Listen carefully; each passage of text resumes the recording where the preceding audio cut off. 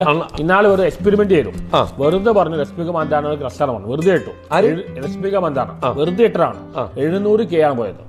ശരിക്കും ആക്ച്വലി അണ്ണ അങ്ങനെ ക്രഷ് ഉണ്ടോ? ഒരു രസമില്ല, ഒരു രസമില്ല. വെറുതെ എക്സ്പെരിമെന്റ് ചെയ്താണ്. 700K ആണ് പോയത്. രശ്മിക്ക് വിഷമാവൂട്ടാ.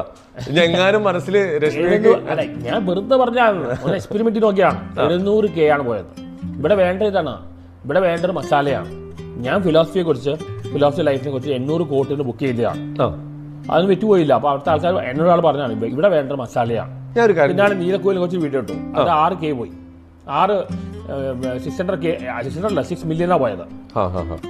ആളുകൾക്ക് ഒരുപാട് ആൾക്കാർ അങ്ങനത്തെ ആൾക്കാരാണ്. എല്ലാ കാലത്തും മാസാണ് ഏറ്റവും കൂടുതലാണ്. ഇപ്പൊ ഈ സിദ്ദിഖ് സിനിമയിൽ പറയേണ്ട മറ്റേ രാമലീല ഈ പൊതുജനം കഴുതയാണ്.